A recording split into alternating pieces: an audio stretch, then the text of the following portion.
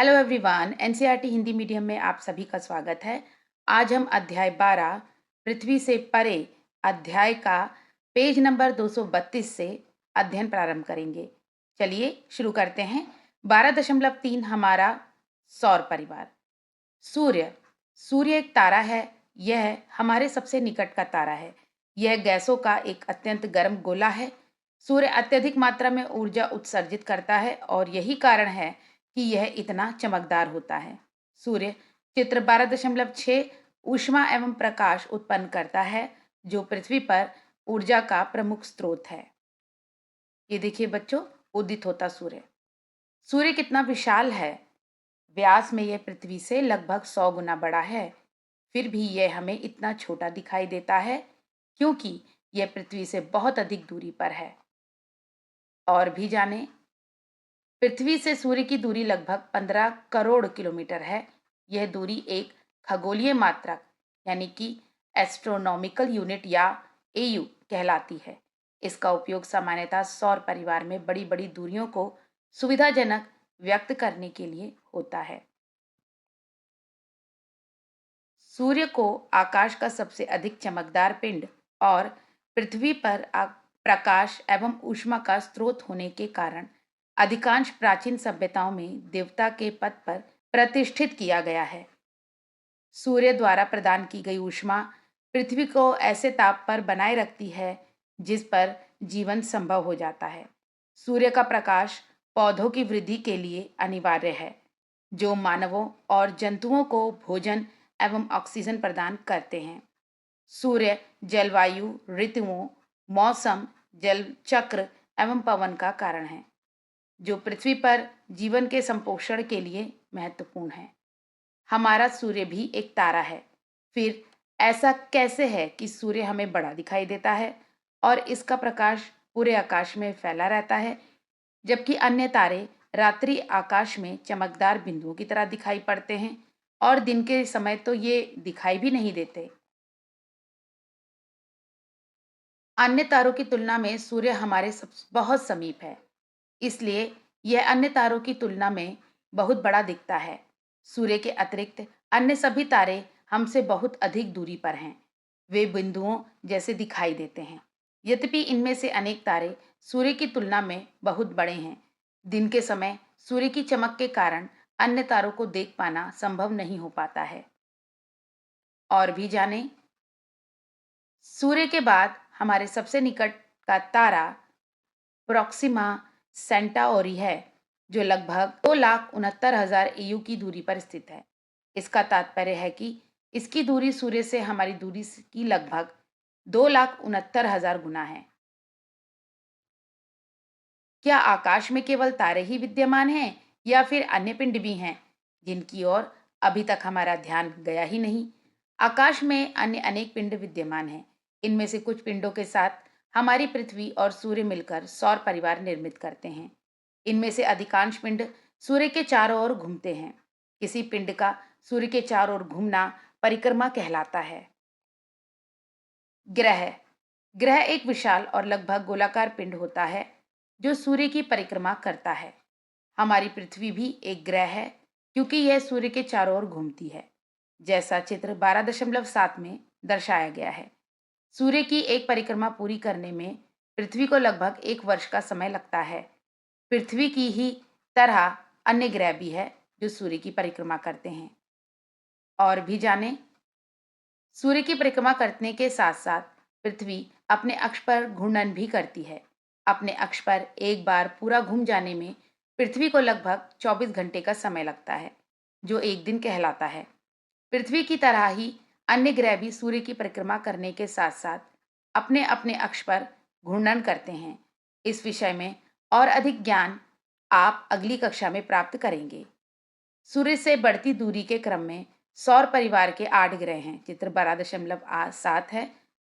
बुध, शुक्र, पृथ्वी, मंगल, बृहस्पति, शनि, यूरेनस एवं वरुण। सूर्य के सबसे निकट के 4 आंतरिक ग्रह हैं बुध, शुक्र, पृथ्वी एवं मंगल। ये चारों आकार में छोटे हैं। इनकी सतह ठोस और चट्टानी है। ये देखिए बच्चों, ये हमारा सौर मंडल है। ये है सूर्य और ये बुध ग्रह है शुक्र, पृथ्वी, मंगल, बृहस्पति, शनि, यूरेनस और वरुण हैं। बच्चों, ये जो आप छोटे-छोटे बिंदुओं की एक पट्टी देख रहे हैं, ये क्षुद्र ग्रह पट्टी है। इसके बारे में आप आगे पढ़ेंगे। चित्र द्वारा सौर परिवार का निरूपण। चित्र को एक पृष्ठ में समाहित करने के लिए विभिन्न पिंडों के आकारों और उनके बीच की दूरियों को उनके वास्तविक आकारों व दूरियों के अनुपात में नहीं रखा गया है। अर्थात चित्र में पिंडों के आकार और उनके बीच की दूरियां केवल स्केल द्वारा निर्धारित नहीं की गई हैं। चलिए और भी जानें।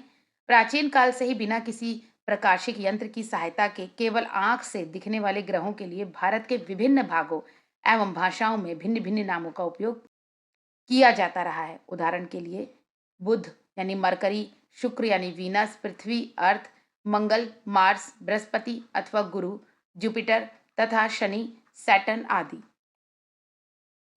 शुक्र प्रायः भोर और संध्या के समय चमकता हुआ दिखाई देता है, अतः इसे सामान्यतः भोर का तारा या संध्या का तारा कहा जाता है। हालांकि यह तारा नहीं है। मंगल को लाल ग्रह कहा जाता है क्योंकि यह लाल रंग का दिखाई पड़ता है। इसका कारण यह है कि मंगल ग्रह की मृदा का रंग लाल है। पृथ्वी की सतह का एक बड़ा भाग पानी से ढका है, इसलिए अंतरिक्ष से यह नीले रंग की दिखाई देती है। इस कारण पृथ्वी को नीला ग्रह भी कहा जाता है। सबसे बाहर के 4 ग्रह हैं बृहस्पति, शनि, यूरेनस एवं वरुण। पृथ्वी की तुलना में ये बहुत बड़े हैं और अधिकांशतः गैसों से बने हैं। इन विशाल गैसीय ग्रहों के चारों ओर विशाल चपटी वलयाकार संरचनाएं हैं जो धूल एवं शैल पदार्थों से बनी हैं। ग्रह अपनी अधिकांश ऊर्जा सूर्य से प्राप्त करते हैं, अतः जो ग्रह सूर्य से जितनी अधिक दूरी पर होता है, सामान्यतः वह ग्रह उतना ही अधिक ठंडा होता है। किसी ग्रह पर यदि वायुमंडल होता है तो वह ऊष्मा को बाहर जाने से रोक सकता है, जिसके कारण उस ग्रह के ताप में बड़ा परिवर्तन आ सकता है। इसी कारण से शुक्र ग्रह बुध ग्रह की तुलना में सूर्य से अधिक दूरी पर होने के बाद भी उससे अधिक गर्म होता है। और भी जानें, प्लूटो नाम का एक अन्य पिंड भी है जो वरुण ग्रह की तुलना में दूर अवस्थित है। सूर्य की परिक्रमा कर रहा है। इसका आकार पृथ्वी के चंद्रमा के आकार से भी छोटा होता है। जब इसकी खोज हुई थी तो इसे सौर परिवार का एक ग्रह कहा गया था, किंतु बाद में जब उसके जैसे अन्य छोटे छोटे ग्रहों की खोज हुई तो अंतरराष्ट्रीय खगोलीय संघ यानी आईएयू ने 2006 में किसी पिंड को ग्रह कहलाने के लिए आवश्यक शर्तों को पुनर्भाषित किया।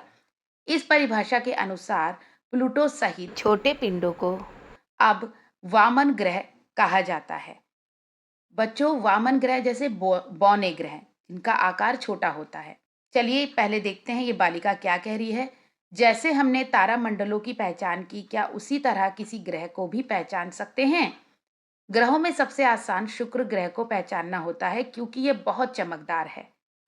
सूर्य और चंद्रमा के बाद शुक्र ग्रह आकाश का सबसे अधिक चमकदार पिंड है। बुध, मंगल, बृहस्पति एवं शनि को भी बिना किसी प्रकाशित उपकरण की सहायता के बिना किसी प्रकाशिक उपकरण की सहायता के देखा जा सकता है। ये ग्रह इतनी अधिक दूरी पर हैं कि तारों की तरह ही चमकते हुए बिंदुओं जैसे दिखाई पड़ते हैं। फिर भी हम इन ग्रहों और तारों में भेद कैसे करते हैं?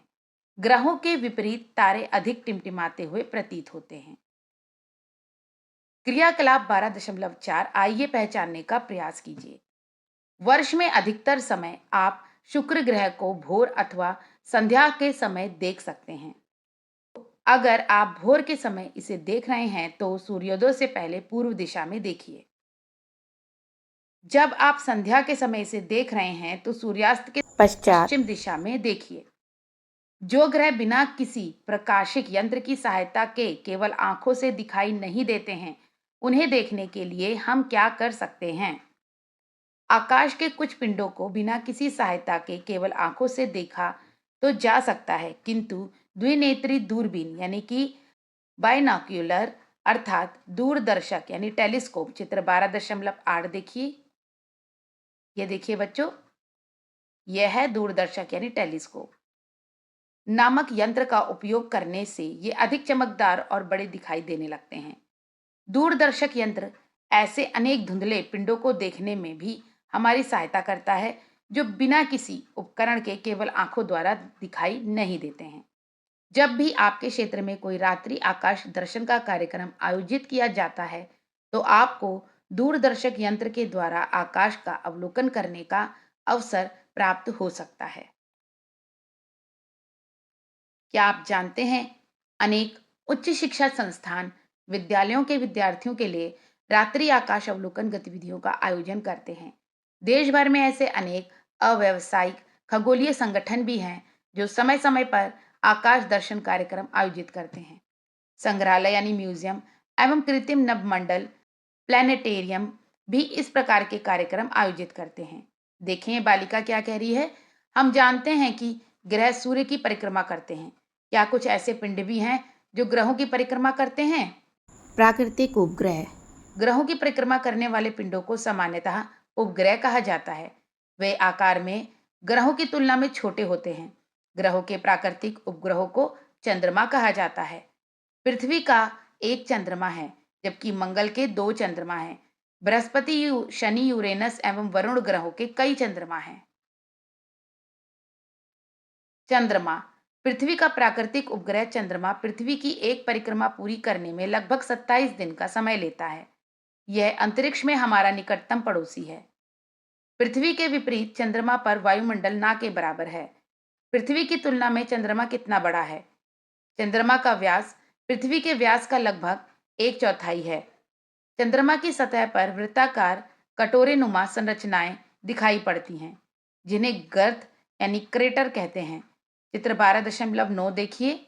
यह देखिए बच्चों, ये गड्ढे जैसी संरचनाएं कटोरे जैसी दिख रही हैं, ये छोटे छोटे, इन्हें ही हम गर्त कहते हैं। इनमें से अधिकांश गर्त अंतरिक्ष से आई चट्टानों अथवा क्षुद्र ग्रहों के आघात से बने हैं। चंद्रमा पर वायुमंडल, जल अथवा जीवन विद्यमान न होने के कारण ये विशिष्ट संरचनाएं उसकी सतह पर लंबे समय से बनी हुई हैं। यद्यपि चंद्रमा बहुत दूर है, फिर भी मनुष्य ने चंद्रमा को अधिक अच्छी तरह से समझने और खोजबीन करने के लिए इस पर अंतरिक्ष यान भेजे हैं। भारत ने भी चंद्रमा के अध्ययन के लिए 3 चंद्रयान अभियान पूरे कर लिए हैं और चौथे की तैयारी चल रही है। आइए और भी जानें। सामान्यतः कोई ऐसा पिंड जो अपने से बहुत बड़े पिंड की परिक्रमा करता हो, उसे भी उपग्रह कहा जाता है। उदाहरण के लिए पृथ्वी को सूर्य का उपग्रह कहा जा सकता है। चंद्रमा पृथ्वी से लगभग 3,84,000 किलोमीटर की दूरी पर है। क्षुद्र ग्रह। सूर्य और ग्रह लगभग गोलाकार आकृति के होते हैं। सौर परिवार में ऐसे अनेक छोटे पिंड हैं जो चट्टानी हैं और अनियमित आकार के हैं। ये क्षुद्र ग्रह कहलाते हैं। इनमें से अनेक क्षुद्र ग्रह मंगल और बृहस्पति की कक्षाओं के बीच अपने अपने पथों पर सूर्य की परिक्रमा करते हैं। यह क्षेत्र क्षुद्र पट्टी कहलाता है, जो कि 12.7 चित्र पर है। कभी कभी क्षुद्र ग्रह पृथ्वी के बहुत पास से गुजरते हैं। क्षुद्र ग्रहों का आकार 10 मीटर से लेकर लगभग 500 किलोमीटर तक होता है। धूमकेतु। कभी कभी सौर परिवार के बाहरी क्षेत्रों से कुछ आगंतुक पिंड हमारे सौर परिवार में आते हैं। लंबी पूंछ वाले इन पिंडों को धूमकेतु यानी कॉमेट चित्र 12.10 कहते हैं। ये धूल, गैसों, पत्थर के टुकड़ों और बर्फ से बने होते हैं। जैसे ही कोई धूमकेतु सूर्य के निकट पहुंचता है, इसमें जमे हुए पदार्थ वाष्पीकृत होने लगते हैं। यह वाष्पित पदार्थ धूमकेतु की पूंछ बनाता है। जैसे जैसे धूमकेतु सूर्य से दूर जाते हैं, वे धुंधले दिखाई देने लगते हैं और एक सीमा के बाद उन्हें बिना किसी प्रकाशित उपकरण के केवल आंख से देख पाना संभव नहीं हो पाता है। सूर्य की परिक्रमा करने वाले कई धूमकेतुओं का पता लगाया जा चुका है। ये धूमकेतु नियत समयावधि के बाद सूर्य के निकट आते हैं। तथापि कुछ ऐसे धूमकेतु भी हैं जो सौर परिवार से पलायन कर जाते हैं। कुछ अन्य धूमकेतु टूट जाते हैं या सूर्य अथवा अन्य ग्रहों के पास पहुंचने पर उनमें गिर जाते हैं। हमने उन पिंडों के बारे में जाना जो मिलकर सौर परिवार बनाते हैं। यह पिंड कौन कौन से हैं? सूर्य, 8 ग्रह, उनके उपग्रह और अनेक अपेक्षाकृत छोटे पिंड, जिनमें क्षुद्र ग्रह यानी धूमकेतु शामिल है। ये सब मिलकर सौर परिवार कहलाते हैं। चित्र 12.7 में देखिए। अब और भी जानें। एक प्रसिद्ध धूमकेतु हेली धूमकेतु है, जो प्रत्येक 76 वर्ष के बाद दिखाई देता है। पिछली बार यह 1986 में दिखाई दिया था। संस्कृत तथा कुछ अन्य भारतीय भाषाओं में कॉमेट को धूमकेतु कहते हैं। भारत में विभिन्न जनजातियां इसे पुच्छ्या तारो यानी पूंछ वाला तारा अथवा झेंडिया तारो झंडे जैसा तारा भी कहती हैं। अनेक सभ्यताओं में लोग धूमकेतु से भयभीत होते हैं।